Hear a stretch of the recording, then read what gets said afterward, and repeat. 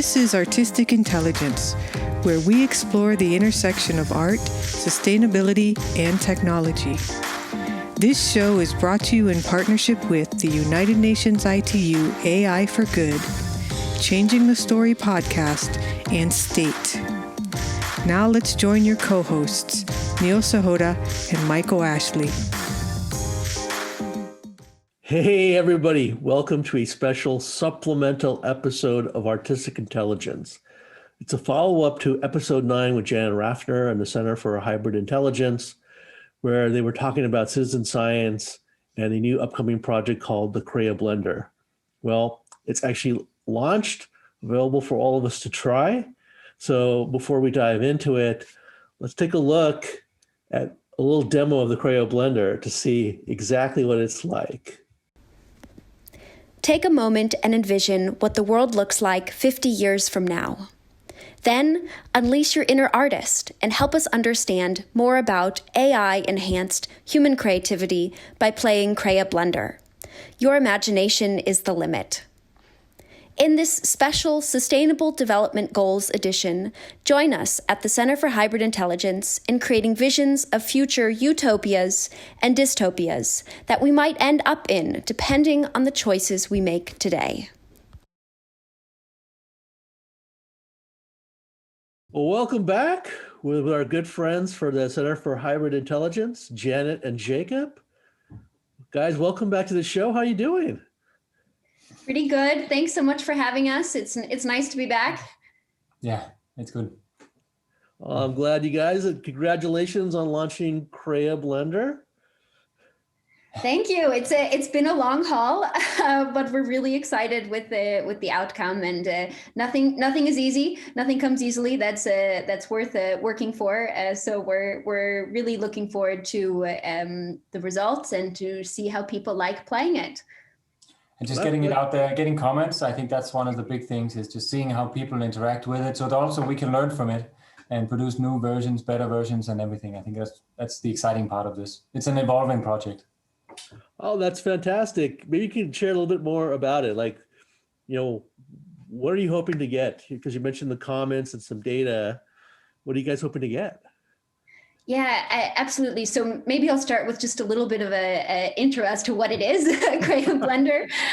So we've developed this game, Crea Blender, a Sustainable Development Goals edition, to enable the public to co-create with AI powerful, thought-provoking visions of utopias and dystopias that we might end up in, depending on the choices we make today.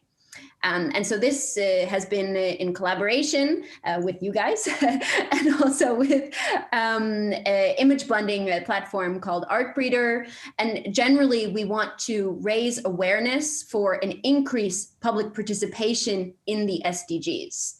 And ultimately, we aim for this version to progress to be a hybrid tool or game, as well as a social network.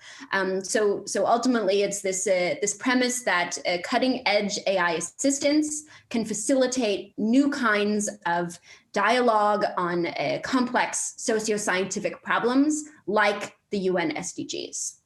So the question is really, how can we scaffold interaction? So how can we make everyone around the world be able to participate with something that, let's say, if you have a scratch pen and you're not so good at drawing, how can you still contribute with your visions? And this is where AI comes into the picture, because AI can be really a creative companion to help visualize the visions that you have in your mind. That's great, because I have no artistic talent. As the audience knows, I can barely draw a stick figure. So I appreciate you making it easy. Artist on the project. So. Well, then I really look forward to what types of utopias and dystopias you can create. I think it's sort of a cool exercise. You think, okay, now if I'm here going to draw with pen and paper, what can I make? What types of things can I do? And then when you go into the interface, then you say, wow, okay, with a little bit of AI assistance, how can I express my creativity? How can it be this helping hand to allow you to create the visions that you have?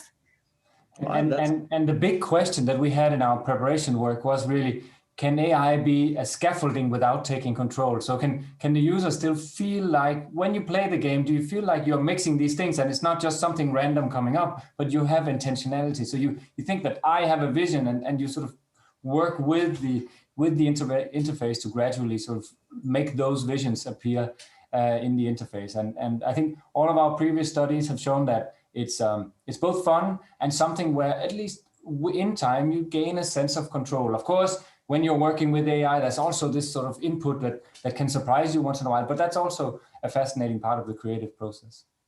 Well, that's fantastic. Now, you had the website and the little demo video. Is that the best place for people to start off and get engaged with Crea Blender? Yes, absolutely. So go to the link and play the game.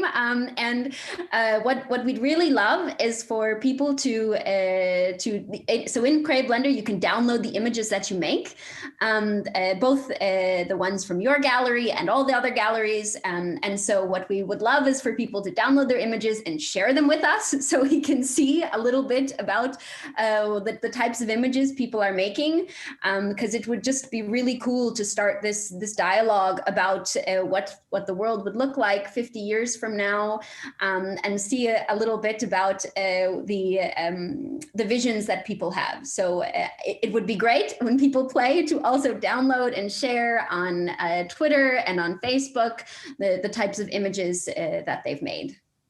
And really the project is sort of a two-in-one project, because it is, as Janet says, an attempt to pursue new paths in public participation in discussions around SDGs, but at the same time, it's also a part of our endeavor to try to create, you could say, systematic testing of creativity, which is not something that is easily measured, and it's not something that we can just reduce to a single number, which is your creativity score. It really requires a very versatile, you could say, testing or interaction mechanism. And that's what we're trying to build up with the entire Crea portfolio. And the SDG version here is sort of, we think of that as the crown jewel of that portfolio that we're testing and launching now.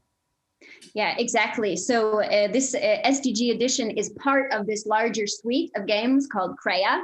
We're really trying to get at the heart of understanding more about what creativity is.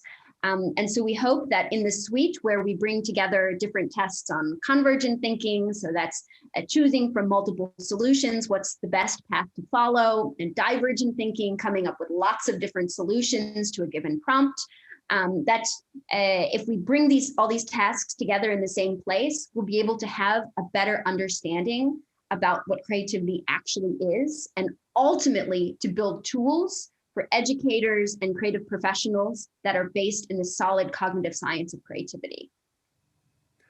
I find this fascinating, and if you'll indulge me for a moment, I'm always talking about, AI can only do what we teach it. And I always sort of say that whatever we could commoditize, we could teach AI.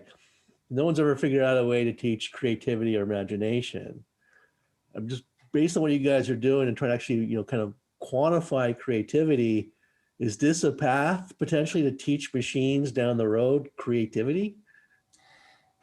You could say we can never exclude that, but maybe the comforting part is that creativity, the more creativity researchers dive into creativity, the more versatile it appears to be. So that means that all of these paths or efforts to, as I said, reduce it to a single number are probably doomed to fail. That doesn't mean that we can't teach algorithms to think more creatively, but maybe more importantly, that we can get better at co-thinking creatively together with the algorithms. And I think that's the hope that we have for our project to bring to light.